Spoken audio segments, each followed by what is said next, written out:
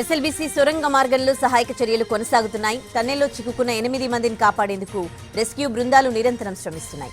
మరోవైపు ఘటనా స్థలంలో సహాయక చర్యలను మంత్రులు ఉత్తమ్, జూపల్లి సమీక్షిస్తున్నారు.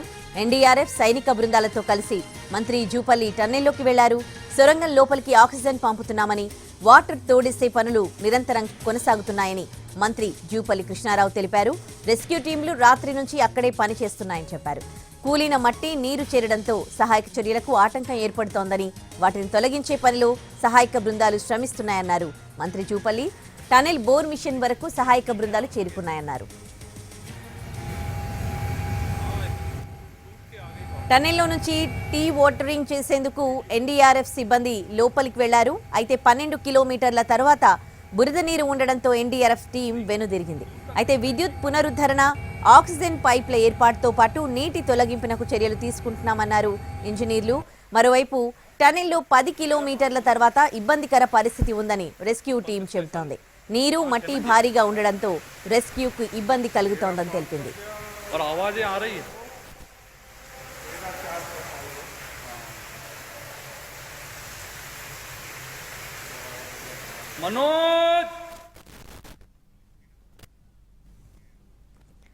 టన్నెల్లో సహాయక చర్యలు ముమ్మరంగా సాగుతున్నాయి.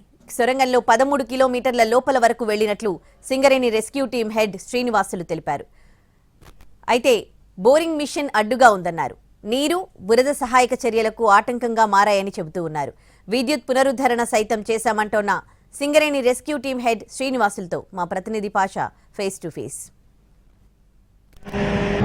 ఎస్ఎల్బీసీ టన్నెల్లో చిక్కుకున్నటువంటి 8 మందిని కాపాడేందుకు సింగరేణి నుంచి వచ్చినటువంటి రెస్క్యూ టీం మనతో ఉంది. రెస్క్యూ టీం సభ్యులు రాత్రి లోపల సొరంగ మార్గంలోకి వెళ్లారు. దాదాపు 10 నుంచి 12 కిలోమీటర్ల మేర వారు లోపలికి వెళ్ళినటువంటి సిచ్యువేషన్. అసలు లోపల పరిస్థితి ఎలా ఉందో ఆయన అడిగి తెలుసుకుందాం. ఏంటి సార్, ఏ టైంలో మీరు వెళ్ళారు? అక్కడ లోపల సిచ్యువేషన్ ఎలా ఉంది? రాత్రి 3 గంటలకు మేము ఇక్కడ ఉన్నటువంటి లోకో ద్వారా 11.6 కిలోమీటర్ల వరకు వెళ్ళాము. మరి ఆ తర్వాత ముందటికి వెళ్ళడానికి అవకాశం లేకుండే మరి నిచ్చెనతో బెల్ట్ పైకెక్కి బెల్ట్ను ఉపయోగించి మరి లాస్ట్ వరకు కూడా నడుచుకుంటూ వెళ్ళాము. 13.6 కిలోమీటర్ల వరకు కూడా 2 కిలోమీటర్ల మేరకు నడిచి వెళ్ళాము. అంటే ఎట్లా ఉంది సార్ లోపల సిచ్యువేషన్? అంటే కొంతమంది చెప్తున్నారు ఇసుకే, మట్టి బాగా పేరుకపోయింది అంటున్నారు. అట్లనే ఉందా, ఇంకేమైనా ఇంకా డిఫరెంట్ సిచ్యువేషన్ కనిపిస్తుందా? మీరు చెప్పింది వాస్తవము. కొంత మిషన్ కూడా మరి వెనుకకు రావడం జరిగినది. మరి ఈరోజు కూడా ఈ విషయాలపైన సమీక్ష జరిగింది. నీరును తోడివేయడాన్ని ప్రాధాన్యతగా పెట్టున్నారు. అదేవిధంగా మట్టిని తొలగించి ఈ ట్రాన్స్పోర్టును, మెటీరియల్ ట్రాన్స్పోర్టు, మెన్ ట్రాన్స్పోర్టును మిషన్ వరకు తీసుకుపోయే విధంగా మరి పునరుద్ధరించడానికి చర్యలు తీసుకోవడానికి మాకు ఆదేశాలు ఉన్నాయి. మరి కలెక్టర్ గారి ప్రణాళిక మేరకు మేము ముందుకు సాగుతున్నాం. మా టీం మీ సింగరేణిలో ఇలాంటి ఘటనలు ఎప్పుడన్నా చోటు చేసుకున్నాయా? ఇంత రిస్క్ తీసుకోవాల్సినటువంటి పరిస్థితి ఎప్పుడన్నా వచ్చిందా? అక్కడ చేశారా ఇట్లాంటి పని? తప్పనిసరిగా మైన్స్లో పనిచేయడం అంటే మనము నేచర్కు వ్యతిరేకంగా పనిచేయడము, మరి భూగర్భంలో ఎటువంటి పరిస్థితులు ఉంటాయో మనం చెప్పలేము. తప్పనిసరిగా అప్పుడప్పుడు ఇటువంటి సంఘటనలు జరుగుతూ ఉంటాయి.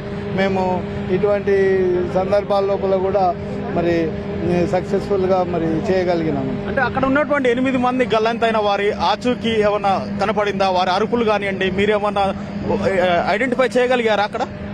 లేదు, అటువంటి మరి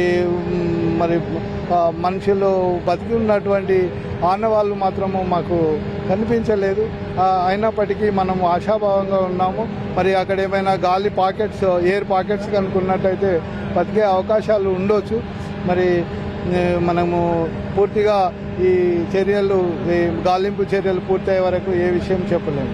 అంటే అక్కడ పవర్ ఒకటి లేదు, దాంతోపాటు ఆక్సిజన్ కూడా లేదని చెప్తున్నారు కదా, మరి మీరు ఎట్లా వెళ్ళారు లోపల దాకా? పవర్ ఉన్నది, ఇది మన వెంటిలేషన్ కూడా అక్కడి వరకు సప్లై అవుతున్నది, పోతే లైటింగ్ కూడా ఉన్నది. మరి అది మీకు వచ్చినటువంటి సమాచారం కరెక్ట్ కాదని భావిస్తున్నాను. సో మొత్తం మీద సింగరేణికి సంబంధించినటువంటి రెస్క్యూ టీము రాత్రి లోపలికి వెళ్ళింది. దాదాపు 13.5 కిలోమీటర్ల మేర మేము లోపలికి వెళ్ళాము. అక్కడ ఏ రకమైనటువంటి మనుషులు ఉన్నటువంటి ఆనవాళ్ళు అయితే మనకు కనపడలేదు. దాంతోపాటు మట్టి, నీరు పేరుకుపోయింది. అక్కడ ఉన్నటువంటి బోరింగ్ మిషన్ కూడా వెనక్కి వచ్చేసింది. బాగా దాదాపు 1/2 కిలోమీటర్ మేర వెనక్కి వచ్చినటువంటి సిచ్యువేషన్ మాకు కనిపించింది. ఆ అంశాలన్నీ కూడా మేము ఉన్నతాధికారులకి నివేదించాము. ఎన్డీఆర్ఎఫ్ తో పాటు ఇతర బృందాలకు కూడా మేము ఆ అంశాలని వివరించామని చెప్పేసి సింగరేణికి సంబంధించినటువంటి రెస్క్యూ టీం పేర్కొంటోంది. ये रिंग ठीक है, लेकिन देखिए रिंग ठीक है आगे तक। हाँ, टूट के आ गई बाहर वीडियो।